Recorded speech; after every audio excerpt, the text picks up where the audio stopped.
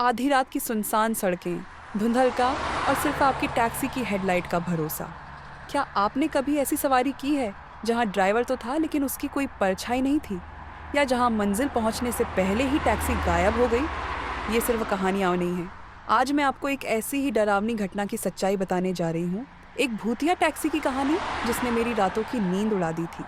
अब जब मैं आपको उस भयानक रात की सच्चाई बताने जा रही हूँ, तो मैं चाहूंगी कि आप भी उस डर को महसूस करें जो मैंने किया था। एक शांत जगह ढूंढ लीजिए, अपनी आंखें बंद कर लीजिए, और अगर आपके पास हेडफोन है तो उन्हें पहन लीजिए। मेरी आवाज़ को सुनिए और कल्पना कीजिए उस सुनसान सड़क की, उस टैक्सी के अंदर की घुटन की, और उस अजीब से डर की जो धीरे धीरे आपके अंदर बढ़ता जाएगा। तैयार हो जाइए, क्योंकि अब हम उस भूतिया टैक्सी की डरावनी सवारी पर निकलने वाले हैं। मेरा नाम नैना है और मैं एक स्वतंत्र लेखिका हूँ। उस मनहूस रात मुझे एक बेहद ज़रूरी काम से देर रात अपने घर लौटना पड़ रहा था। मुंबई, जिसे कभी सोने वाला शहर नहीं कहा जाता, उस रात मेरे इलाके में एक अजीब सी खामोशी ओढ़े हुए थी। आमतौर पर देर रात तक सड़कों पर लोगों और गाड़ियों की चहल बेकी फैल रहती है, लेकिन उस विशेष इलाके में जहाँ मेरा छोटा सा अपार्टमेंट था, रात के गहराते ही एक अजीब सा डरावना सन्नाटा पसर जाता था। मेरी आखिरी लोकल ट्रेन छूट चुकी थी और मेरे पास घर पहुंचने का एकमात्र जरिया एक ऑनलाइन कैब सर्विस ही बची थी। मैंने अपने फ़ोन पर एक लोकप्रिय कैब सर्विस का ऐप खोला और एक टैक्सी बुक की। थोड़ी ही देर में मेरे फ़ोन पर एक पुष्टिकरण संदेश आया।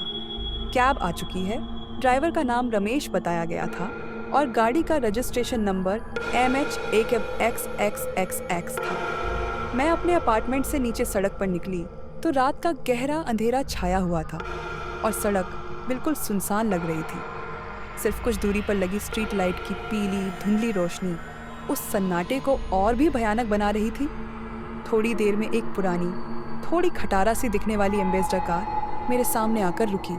ड्राइवर रमेश एक दुबला पतला आदमी था, जिसके चेहरे पर उम्र की झुर्रियाँ थीं और उसकी आंखें गहरी और थकी हुई लग रही थीं, जैसे बरसों से सोया न हो।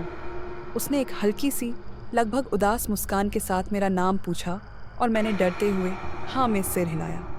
मैं पिछली सीट पर बैठ गई, जितना हो सके दरवाजे से दूर। सवारी शुरू हुई। शुरू के कुछ मिनट तो बिल्कुल सामान्य थे। रमेश ने अपनी सीट के पास लगे पुराने रेडियो पर एक धीमा, दर्द भरा हिंदी गाना लगा रखा था, जिसकी आवाज़ उस रात के सन्नाटे में और भी ज़्यादा उदास लग रही थी। लेकिन थोड़ी देर बाद मुझे कुछ अजीब लगने लगा। रमेश ने पीछे मुड़कर एक बार भी नहीं देखा था, जबकि मैंने उसे कई बार शीशे में देखने की कोशिश की थी। उसकी गर्दन बिल्कुल सीधी थी और उसकी नज़रें सामने सुनसान सड़क पर जमी हुई थी, जैसे किसी सम्मोहन में हो। सड़क धीरे धीरे और भी सुनसान होती जा रही थी और बाहर का अंधेरा और गहरा होता जा रहा था, मानो पूरी दुनिया सो गई हो और सिर्फ हम उस काली रात में अकेले भटक रहे हों। अचानक रमेश ने एक अजीब सी, बेतरतीब हंसी हंसना शुरू कर दिया। वो कोई आम हंसी नहीं थी, उसमें एक खालीपन, एक अजीब सा दर्द और एक भयानक बेरुखी थी। मैं बुरी तरह डर गई। मैंने घबराकर उससे पूछा कि क्या हुआ, लेकिन उसने मेरी बात अनसुनी कर दी। उसकी हंसी लगातार बढ़ती जा रही थी और अब वो किसी रोने या चीखने जैसी लग रही थी, एक ऐसी आवाज़ जो किसी बुरे सपने से निकल कर आई हो। मैंने अपने फ़ोन में GPS सिग्नल चेक करने की बेताब कोशिश की, लेकिन स्क्रीन पर नो सिग्नल का निराशाजनक संदेश बार बार आ रहा था। मैं पूरी तरह से घिर चुकी थी, एक अनजान ड्राइवर के साथ एक अनजान रात में। टैक्सी अब बहुत तेज़ रफ्तार से चल रही थी और रमेश अभी भी उस अजीब सी भयानक आवाज़ में हंस रहा था, जैसे कोई शैतान उसके अंदर घुस गया हो। मैंने डर के मारे चिल्लाकर उससे गाड़ी रोकने के लिए कहा, लेकिन उसने मेरी चीखें भी अनसुनी कर दी, जैसे उसे कुछ सुनाई ही न दे रहा हो। 7वें आसमान पर पहुंच गया। ये कैसे मुमकिन है? अगर ड्राइवर की परछाई नहीं है तो ये गाड़ी कौन चला रहा है? मेरे दिमाग में भयानक सवाल घूम रहे थे। स्विंग, हर सवाल एक नए डर को जन्म दे रहा था। मैंने डरते हुए खिड़की से बाहर देखने की कोशिश की। हम एक ऐसी सुनसान सड़क पर चल रहे थे जिसे मैंने पहले कभी नहीं देखा था। सड़क के दोनों तरफ घने काले पेड़ थे, जिनकी शाखाएं कंकाल की उंगलियों की तरह आसमान की ओर फैली हुई थीं और बिल्कुल गहरा अंधेरा था।